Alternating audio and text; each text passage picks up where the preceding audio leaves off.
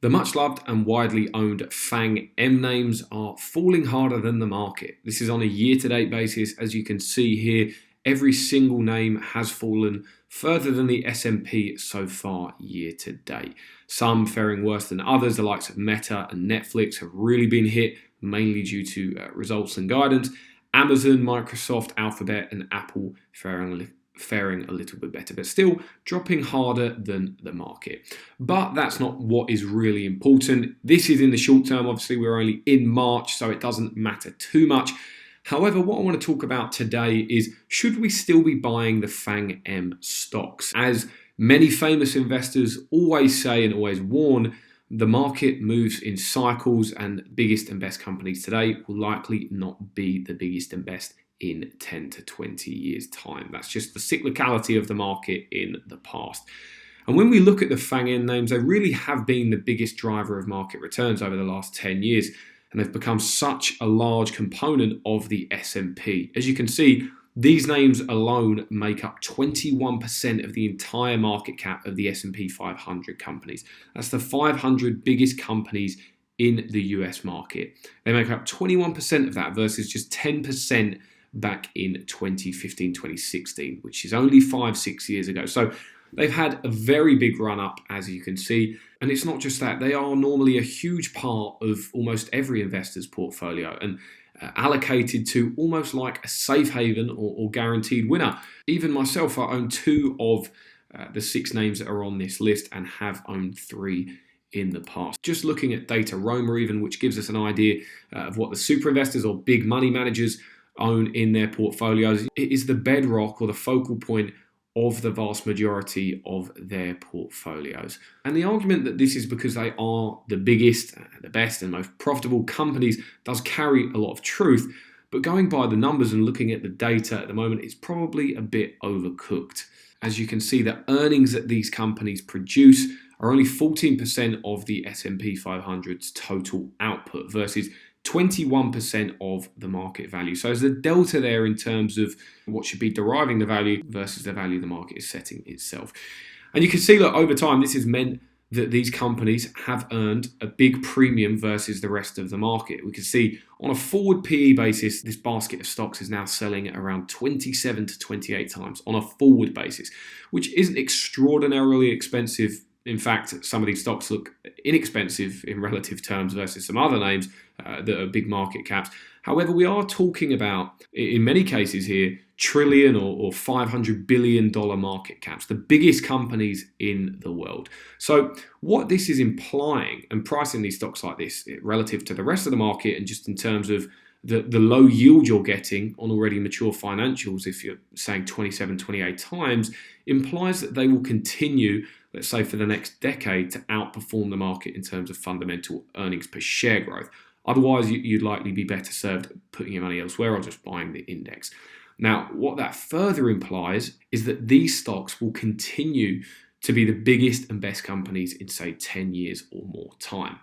And that thought and assumption really reminded me of Warren Buffett's discussion, but somewhat of a warning at the Berkshire Hathaway annual meeting back in 2021 about the evolution of the world's largest companies.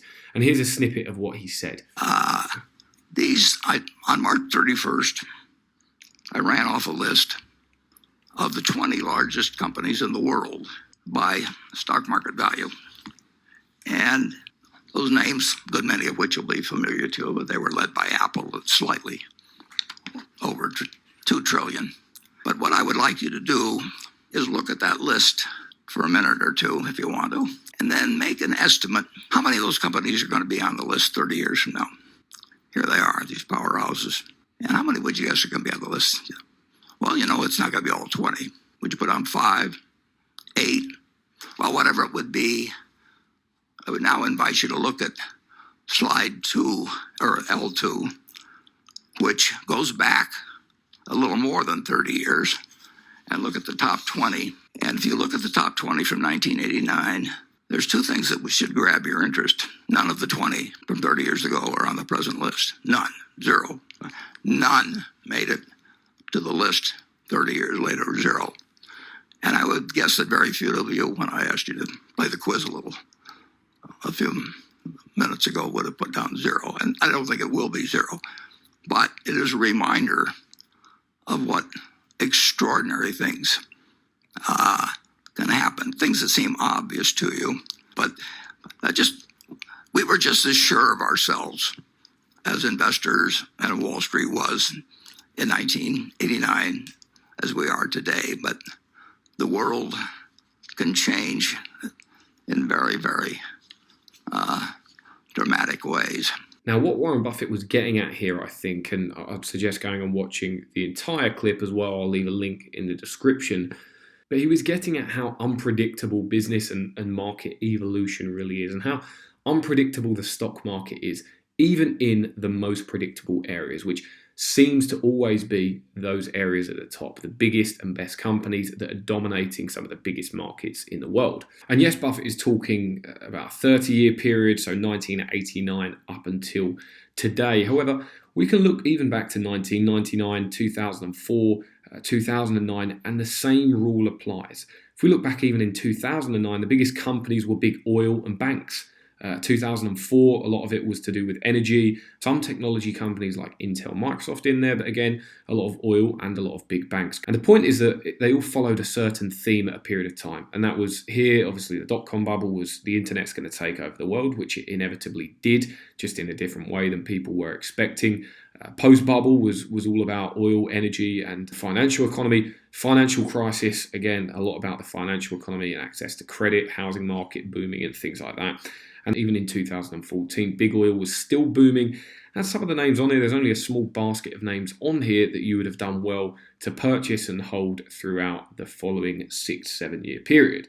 And this is just really a reminder that we need to think critically about business and consumer behavior and the evolution of that. The likelihood is the biggest businesses today won't be the biggest and best in 20 years. And that inevitably means that the biggest and best investments today may not be the best investment for the next 10 years. And if we're thinking about the long term, we have to be paranoid about that sort of thing. And if we bring that back into the subject of this video, we've seen these companies, this is the FAANG names, dominate the top 10 or 20 for almost a decade now. So we're getting to the later stages, or even in the later stages of this cycle or market theme, whatever you want to call it. So we have to just think quite critically about that.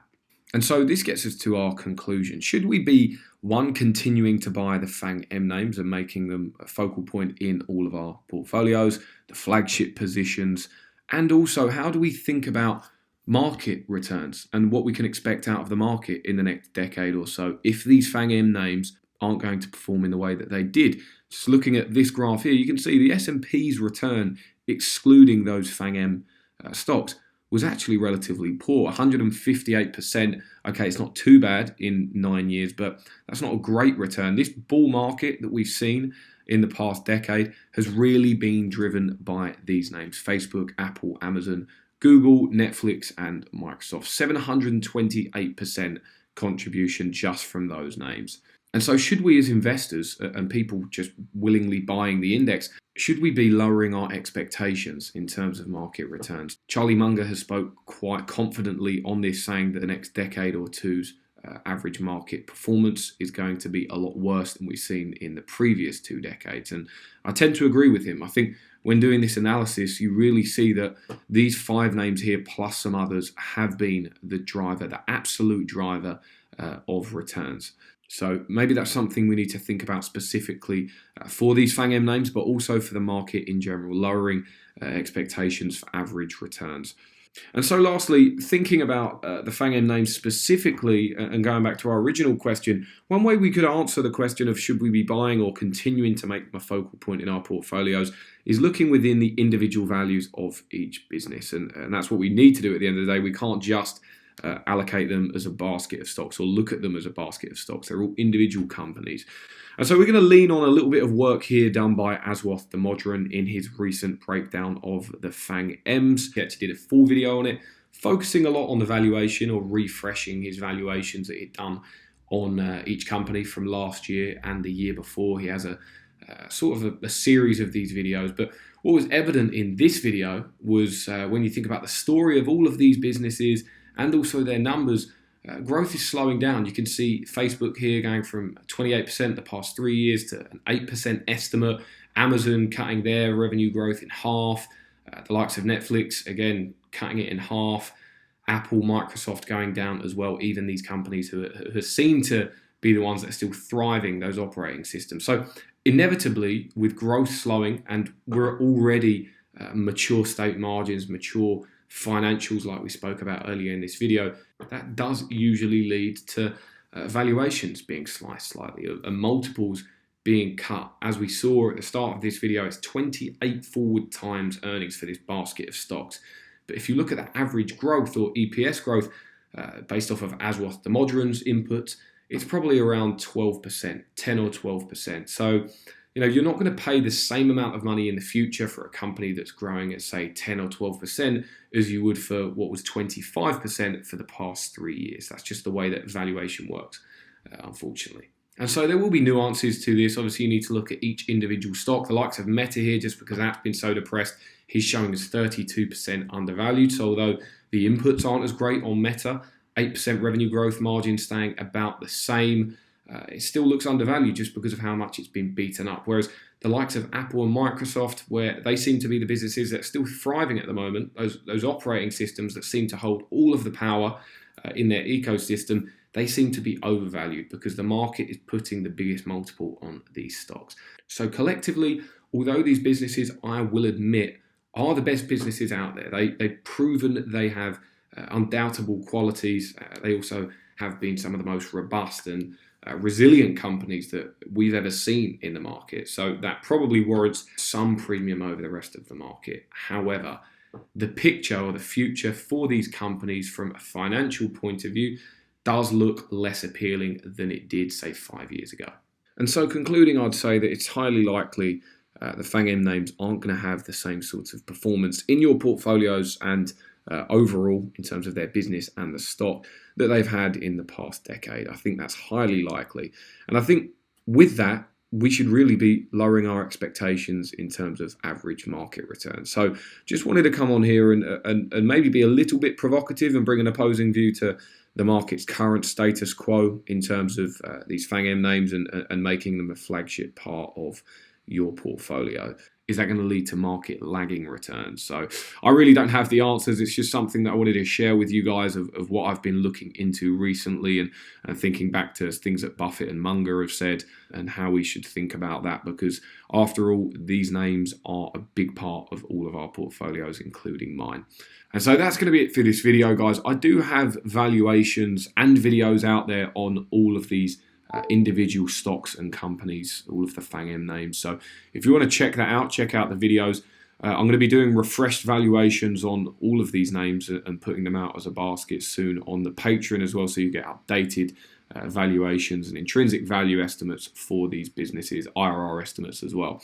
If you're interested in joining the Patreon, we've just done the second deep dive of this year as well, which was on Spotify, 6,000-7,000 word deep dive on Spotify and the investment opportunity.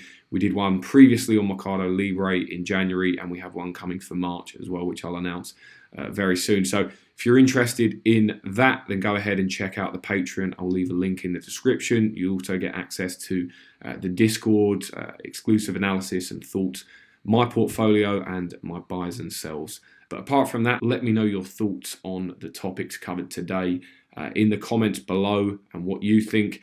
Leave a like if you could, that helps the video out a lot, and subscribe to the channel if you haven't already. I will see you in the next video, and have a great weekend.